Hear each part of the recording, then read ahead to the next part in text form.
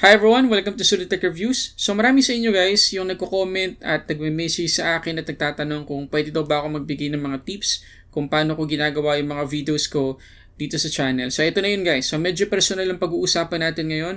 Ikukwento ko sa inyo kung paano ako gumagawa ng videos step by step. At sana makatulong yung video na to doon sa mga nagpaplano na gumawa ng mga reviews tungkol sa mga gadget. So umpisahan natin.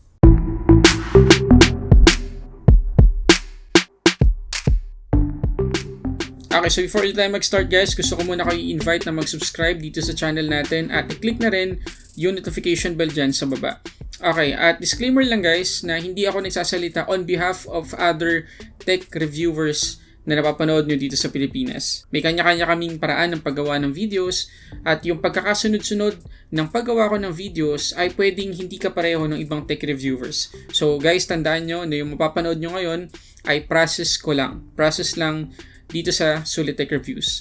Okay, so umpisahan natin. Okay, so number 1. Kapag nakatanggap ako guys ng phone o ng product galing sa isang brand, meron din silang sinesend sa akin na briefing deck.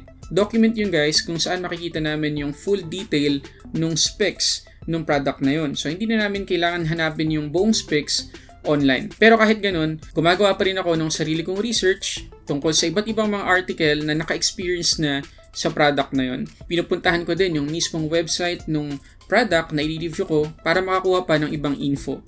Nagbabase din ako ng mga opinions tungkol sa mga users sa iba't ibang mga website. Pinagsasama ko yon at kino-cross-check ko para makita ko kung tama. Nililista ko yun guys at tinetest ko mismo dun sa phone. Kapag research ko na at nasigurado kong tama na yung mga specs na nakita ko, ililista ko na yon sa notes ko. Okay, number 2 guys na ginagawa ko ay i-test o gamitin mismo yung product na na-receive ko. Lalo na kung cellphone yan. Personally, hindi ko tinatawag na unboxing and full review yung isang video kung hindi ko talaga na-test yung product na yun.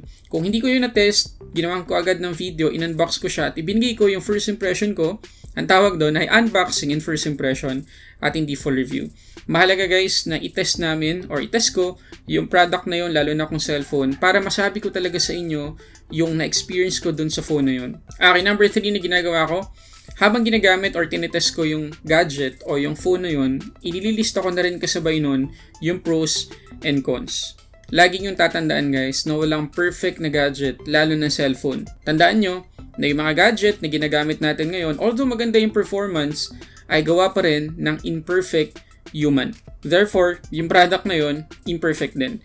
So, normal lang sa kahit anong product, lalo na cellphone, na merong cons. Pang-apat na ginagawa ko, pina-finalize ko na ngayon yung outline o script na gagamitin ko para sa review. So, nandun na yung specs, nandun na yung experience ko o comment ko sa bawat part ng phone. Pagkatapos nun, ipo-proofread ko ulit. I-double check ko by researching ulit kung tama yung mga nasulat ko dun sa outline o script na yun. Kapag na-finalize ko na, yung susunod gagawin ko ay i-shoot na yung B-rolls. Tandaan nyo guys na yung isang video na napapanood nyo dito sa channel ay may dalawang part. A-roll at saka B-rolls. Yung A-roll, ito yun, nakikita nyo ako nagsasalita. Samantalang yung B-rolls ay yung mga nakikita nyo naman habang nagsasalita ako. Katulad halimbawa kapag pinapakita ko yung display ng phone, kapag pinapakita ko na naglalaro ako dun sa phone na yun. So, yun yung mga B-rolls. So, ako, personally, inuuna kong i-shoot yung B-rolls para kapag nag-A-roll na ako, saktong-sakto sa mga B-rolls na ginawa ko. Okay, usually guys, yung paggawa ng B-roll, yung medyo makakaramdam ka ng pagka-bore kasi mayroong mga part dyan na matagal nakatutok yung camera. So, for example, gusto kong i-explain yung display ng isang phone. Kailangan kong itutok lang ang camera doon ng matagal. Kapag nag-games ako, nakatutok lang din ng matagal yung camera. So, yun yung mga part ng paggawa ng video na medyo mabobore ka ng kaunti. So, dyan ngayon papasok guys, yung pakikinig ko sa music habang gumagawa ako ng B-rolls. Kasi kapag merong music, siguro kayo din naman guys, nabuboost yung mood natin at ginaganahan pa tayong magtrabaho. At gusto ko na rin sabihin sa inyo guys, yung ilan sa mga Spotify features na talagang sinasamantala ko kapag ginagamit ko yung application na yun. So halimbawa guys, yung search or browse feature ng Spotify. Syempre sa search, as we all know, yan yung one-stop destination para makalkal natin guys yung full catalog ng Spotify. Ako personally, kadalasan kong pinapakinggan ay Urban Dub, Four of Spades, at Nickelback. Pero kung wala naman tayong maisip na title o artist, pag pindot pa lang natin guys nung search button dyan sa Spotify, makakapag-browse tayo ng iba't ibang genre o type ng music na gusto natin. Meron ding tinatawag guys na release radar. Ito naman guys ay playlist na ina-update ng Spotify weekly. Mga new releases naman to from artists na kapareho ng genre ng artists na madalas mong pakinggan sa Spotify. Nag-gets ba yun? Kaya tailored talaga sa'yo yung playlist na yan. Pero remember guys, every Friday nag-update yung release radar. Kaya kung meron ka magustuhan na song, save mo na agad yan sa playlist mo.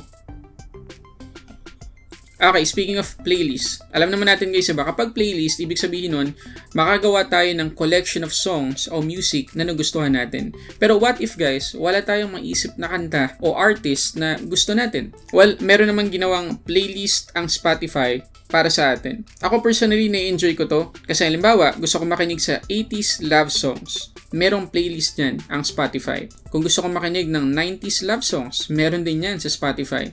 Kung gusto ko makinig ng soft pop hits, meron din yan sa Spotify. Meron ding tinatawag guys na curated playlist ang Spotify. Collection naman to ng mga songs or music based sa genres, moods, moments, or kahit anong events. So halimbawa, gusto mo ng playlist na merong nakaka-relax na mga songs o music, meron yan. Maganda rin guys gamitin yung curated playlist kung sakali na normal na yung sitwasyon natin, tapos na yung pandemic, tapos meron kang business like barbershop, restaurant, or beach resort, masiset mo yung mood o ambience ng lugar kung gagamitin mo yung curated playlist sa Spotify.